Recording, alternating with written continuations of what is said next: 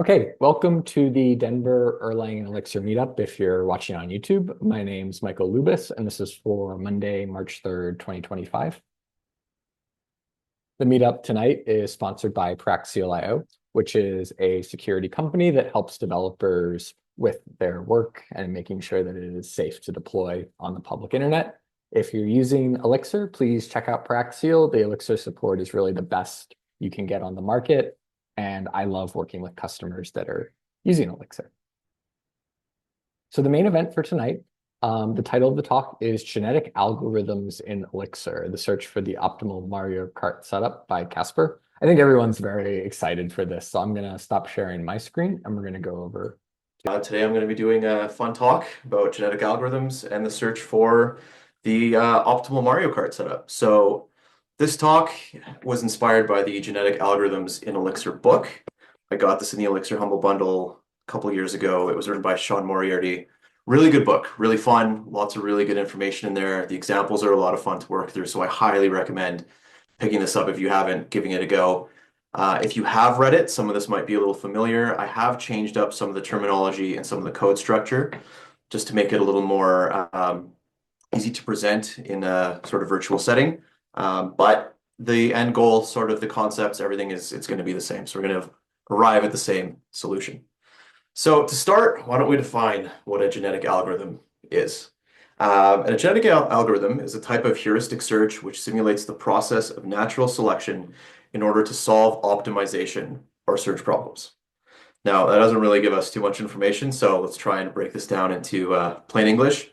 And it's an algorithm which attempts to find high-quality solutions to optimization problems, and it does this by applying the concepts of natural selection and evolution to a group of possible solutions, continuously reproducing them and mutating them until an optimal solution is converged on. So these are great for problems like what's the shortest point between 2 points on a map? Sorry, what's the shortest path between 2 points on a map? What's the most efficient way to load up a truck given, a set of boxes with known sizes and weights? Or what's the best Mario Kart setup so I can beat all my friends or not look like a clown when I hop online and play with a bunch of 12-year-olds who are much better than me? So essentially, this is just refined brute force, right? This gives us a way to check good solutions and converge on one without having to go through every single possible combination. So why would we apply something like this to Mario Kart? Well, in Mario Kart 8 Deluxe, which is the game we're going to be talking about now, there are 690,030 unique combinations. So we've got 51 drivers, 41 carts, 22 sets of tires, 15 different gliders, and each of these individual components contributes to 14 different criteria. We've got speed on the ground, in the water, in the air, and anti-gravity tracks. Same thing with handling. We've also got acceleration, weight, traction, both on and off road, mini turbo, and invincibility to consider. So the game has gotten significantly more complex than Mario Kart 64. And there's a lot to consider when we're choosing a setup. So how do we choose what's best for our playstyle and the tracks we'll be racing on? Well, we can brute force it. We can go to a website like Mario Kart Builder and start, tweaking combinations to see what works. We can pick something that we like the looks of. We can go online, see what people are having success with, or we can just use a genetic algorithm, get there a little faster. So how does this actually look, right? We've kind of discussed about what it is, but it might be hard to visualize how this is actually gonna work and operate. So the way that genetic algorithms perform is you define an initial population, and your initial population is made up of possible solutions to your problem. So here we've got Mario, he's in a regular cart with tires and a regular glider. We've got Donkey Kong, he's got the pipe frame with slicks. And what we do is we start pairing them up and reproducing them. We've basically got like parents and children or offspring, and we just do this over and over again. So we take components of our solution, which we call genes, and we swap them between solutions to create new ones. So these are our offspring. So now from 2 possible solutions, we've created 4. Now we take these, we sort them by fitness, and we'll talk about what fitness means later, but basically the more fit a solution is, the more optimal it is to solving our problem. And then we do it again, we pair them up, we reproduce them, and again, until we converge on what we think is an optimal solution for our problem space. Now, what are the drawbacks of genetic algorithms? I think based on the last slide, we can tell that they're going to be brutally inefficient. They require a lot of memory to store the exponentially growing population. They require a lot of iterations before we can converge on an optimal solution. Each iteration itself has a lot of steps, right? We have to organize, we have to sort by fitness, we have to reproduce, pair them up over and over again. It's generally impossible to know beforehand how many generations or iterations we need to perform before we can converge on a solution. And it's also entirely possible that you just prematurely converge on something and you never find the true optimal solution. So let's discuss premature convergence a little bit because this is actually quite important. So you run the risk of premature convergence if a component or a gene required to satisfy your optimal solution is not present in your initial population. So in something like Mario Kart, let's say Wario happens to be the best character to use. If he's not part of the initial population, we're never going to get him. We can reproduce ad nauseum, but he's never going to just pop up. So we'll never actually converge on an optimal solution. We will prematurely converge on something good enough and just never leave. So what are other drawbacks? They're usually better, more efficient, and accurate algorithms. So for things like the traveling salesman or the optimal path, you can use Dijkstra's algorithm. If a problem is generic enough or it's been around long enough, someone smarter than you or I has probably solved it. So why would we want to use genetic algorithms? Honestly, because they're kind of cool. I really enjoyed this book. I think it's a really fun and interesting approach, right? You can take your problem space and model it after like the real world and how real ecosystems evolve. And you can usually converge on a very high quality solution. So it's a really interesting and novel way to approach optimization problems. So let's address some of these drawbacks, see if we can make it a little more performant, a little easier to use, and then we'll jump into a little code demo. So memory, we can actually set a maximum population size to keep the best end solutions after each reproduction step. And this is going to help keep our computer safe. We're not going to, flood it with memory, crash our system. And this is actually pretty analogous to what happens in the real world right now. So environments have a maximum population size that they will support before they collapse. So we can, do the same thing with our computer. We can say, well, I'm only going to store, let's say, 1,000 solutions in memory at once. Anything other than that, it's just going to get called off. To deal with premature convergence, we can mutate our solutions at random, which will increase the chances that a strong gene will work its way into the population.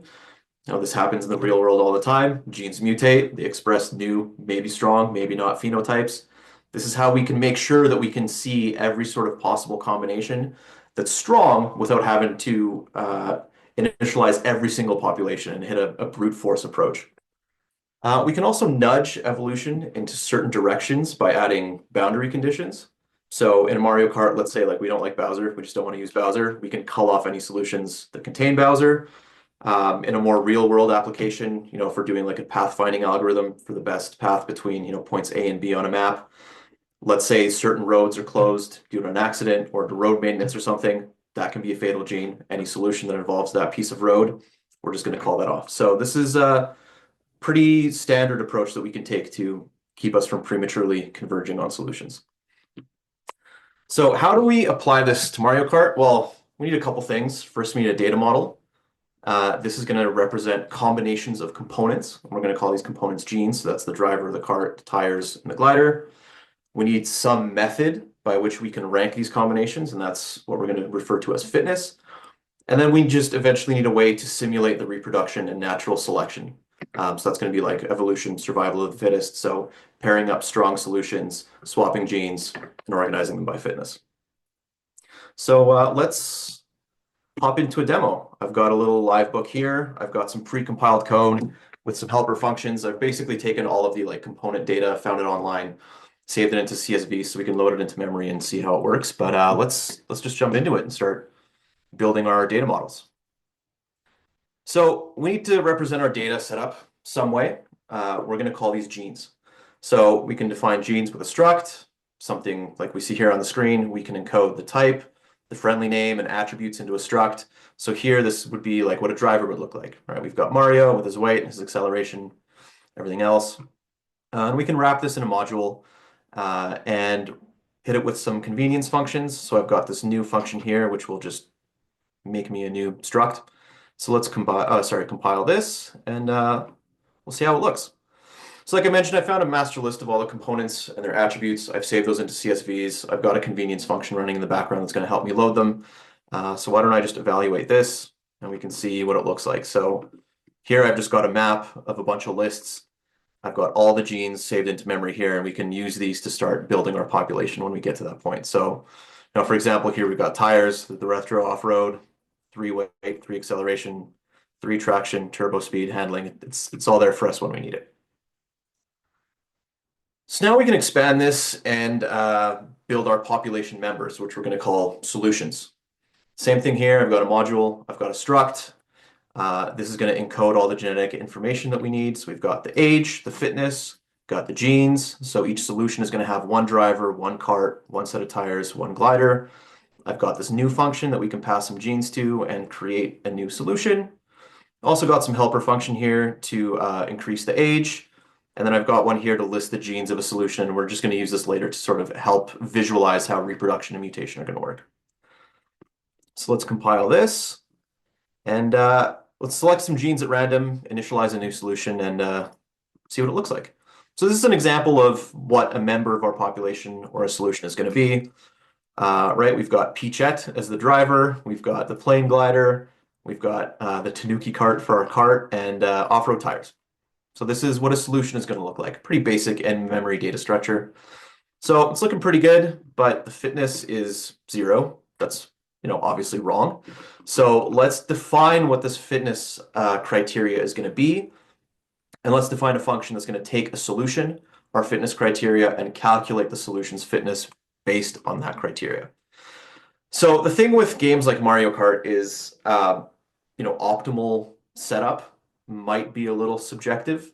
So why don't we choose some criteria that's important to us, that's going to fit our play style, and we're going to evaluate our setups against this fitness criteria. So for example, if I care about speed and weight, I can take these 2 criteria, I can assign weights to them, and now I can evaluate my solutions against these criteria. So I've got this fitness module here with a calculate function. Basically what this does is it sums up the fitness contribution for each category for each gene in my solution. That's a bit of a mouthful, but for example, right, if we've got Mario and his speed is 7 and weight is 6, he would contribute 6.75 total points to our solution's fitness. 7 multiplied by 0.75 plus 6 multiplied by 0.25 gives us 6.75. And we just repeat this for the driver, the cart, the tires, and the glider. So we can compile this, and we'll take our example solution from the step before, and we will evaluate its fitness. So here, this evaluates to 10.7. The higher the fitness number, the more optimal this solution is going to be to satisfy our fitness criteria. So next up, we need something to model reproduction, right? This is how we start converging on our optimal solution. We take our strongest or most fit solutions, we swap their genes, and we reevaluate the fitness, and eventually we're going to get a combination of genes that is going to be the fittest or the most optimal for our problem space.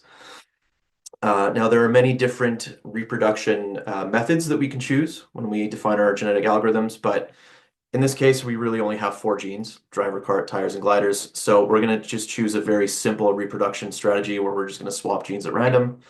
We don't really need anything fancy here, and we're not going to get any real performance gains if we use a fancier reproduction strategy. So I've got this reproduction function here, which takes 2 solutions. For the sake of keeping them organized, I'm going to call them the mother and the father. We're going to randomly choose however many genes to swap. We're going to do 1 or 2 because 3 is really the same thing as swapping 1, and 4 is the same thing as swapping none. So we choose 1 or 2, and then we choose which genes we're going to swap from our available gene types. And then we take the genes from the mother and the father, and we split those off. And then what we can do is we can combine them into new solutions. And we'll return a list of all our solutions. So we're going to return the parents, the mother and the father, and the new offspring, the daughter and the son. So I will compile this, and I've got another little code snippet demo here to help us visualize what that's going to look like. So we're going to initialize a new mother solution with some random genes. We'll do the same thing for a father solution, and then we will pass them through this reproduction function and see what we get back. So here for our mother, we've got Luigi. It's odd. with jet bike on metal tires and the gold glider. And for the father, we've got baby Rosalina on the city tripper with retro off-road tires and the parafoil. And if we inspect our daughter and our son, we can see that they are a combination of those genes. So the daughter inherited the driver gene from the mother, the kart gene from the father, the tire gene from the mother, and the glider gene from the father. And the son is obviously going to be the inverse of that. So this is how we reproduce our solutions. We just swap genes, create new ones. Now, to help us with premature convergence, we need a way to model mutation. So kind of like we mentioned before, let's say Wario, or in this example, Mario is the optimal driver, but he's not part of the initial population. We can randomly mutate members of our population and hope that we're going to introduce strong genes. So I've got this mutation module here with a mutate function. This is going to take a solution, all of our genes, and it's just going to select a gene type at random, pull a random gene from that list, and insert it into that gene of the solution. So we'll compile this and see what that looks. We can take the father solution from our previous step and mutate it and inspect. So here we've just mutated the tires. We started with retro off-road and we ended up with cushion tires. We can do this again. Tires got mutated, do it again. This time the kart got mutated. So we can apply this randomly at a predetermined rate to our solutions and hope that we're going to start introducing stronger genes that may not have been present in our initial population. So now we've got all the parts that we need. We can put it together. So I've got a little breakdown of what it's going to look like. Basically, what we need to do first is define the actual population criteria for algorithm to run. So we need to define what fitness is important to us. We need to define the initial population size, the max population size that our algorithm will support, the max age of each solution. So after how many reproductive steps will you get called off, and the mutation rate. So how frequently do we expect to randomly mutate our population members? So once we've defined that, we can initialize an initial population. We'll calculate their fitness, sort them by fitness, and then we will run the evaluation. We'll pair them up, we'll reproduce them, we'll kill off any parents who've reached their max age, we'll randomly mutate, sort population by fitness, call the weakest members so that we never exceed our maximum population size, and we'll keep going until we've reached our maximum generation count, or the maximum number of iterations that we want to perform. So up top, I've specified my fitness criteria, what's important to me. I care about acceleration and handling. Turbo is nice, weight is nice, but not as important as the others. And then I've set up my population criteria. So I've got my initial population size of 50. I want a max population size of 1,000. So anything over than that will get called off. I want 1,000 generations, so we're going to perform 1,000 iterations. Once we reach that number, we're done. I'm specifying my max age of 20. So when a solution has reproduced 20 times, we will remove that from the gene pool. And my mutation rate is 0.05, so 5%. Every solution has a 5% chance of mutating one of its genes every generation.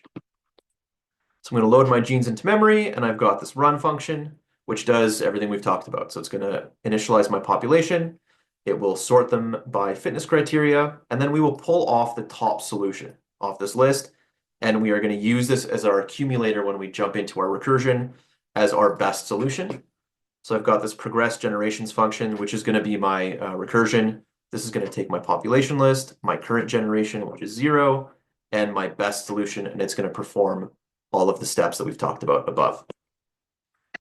So I've got two function heads for my progress generations function. The first one just checks if we've reached our maximum generation count. If we have, then we return the best solution. If we haven't, then we are going to create our next generation from our current population. So how we do that is we reproduce, we expire our individuals. So this is anyone that's reached a certain age. They'll be removed from the gene pool. We'll mutate, sort by fitness, and we will cull the population. Once we've done that, we will pull off the top member of that list, and that is the best solution in the next generation. We'll compare that to the current best solution we have, and we will pass the best of those two to the next iteration after we've increased the current generation count by 1. So this is how we're going to keep going until we've reached our maximum generation number. So for reproduction, we are going to leverage that reproduce function, which we defined earlier. We take our population list, we chunk them into groups of 2. That's going to be the mother and the father. We pass them to our reproduce function. We extract the daughter and the son, we calculate their fitness, and then we just put them back in the list. For expiry, I've just got a very simple enum.reject function. So if your age is greater than the max age we've specified, that's it, you're done. We've got a mutation function here, which takes a random number. If that random number is less than or equal to the mutation rate we've specified, we will randomly mutate the solution.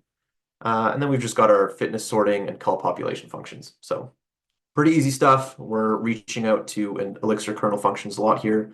They are a bit slower than hand-rolled recursion, but they're a little easier to read. So let's compile this and let's run it. So this will take about 6 seconds, but it should give me a solution that'll work well.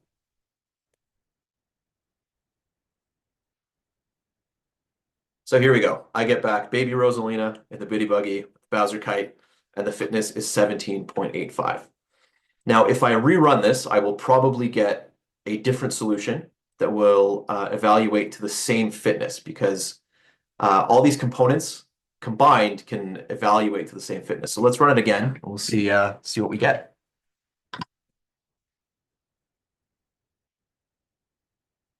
So we got the same cart, similar wheels. I think we got the same glider again, just a different driver. And again, evaluates to 17.85.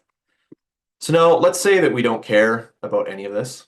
Let's say all I care about is weight. Actually, let's do speed and handling. These are the things that I care most about. Let's run it again and see how different our solution is going to be.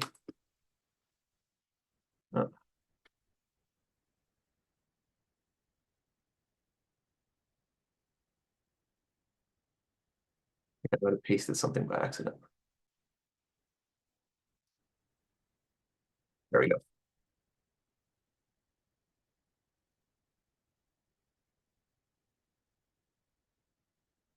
So the optimal fitness for this fitness criteria is 14, and I get a significantly heavier and faster solution. So this is it. This is the demo, and this is how we can find the optimal solution.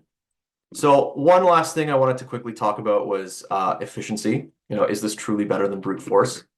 As we mentioned earlier, there are almost 700,000 unique combinations. But my population settings resulted in roughly 5 million operations. So that's slower by like a factor of 10.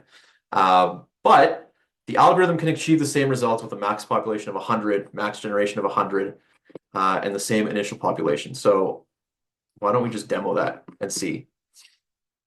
But this is the thing with genetic algorithms is you never really actually know like what your genetic settings have to be, how many iterations it's going to take before you reach your optimal solution. But here it, ran significantly faster, gave me the same result, fitness of 14, and it's, roughly a factor of 10 faster than a brute force solution. So this is a really cool way to approach optimization problems. And now you know how you can get the best setup for you and beat all your friends next time they have you over for drinks. Thank you. Nice, very cool. I'll stop the recording.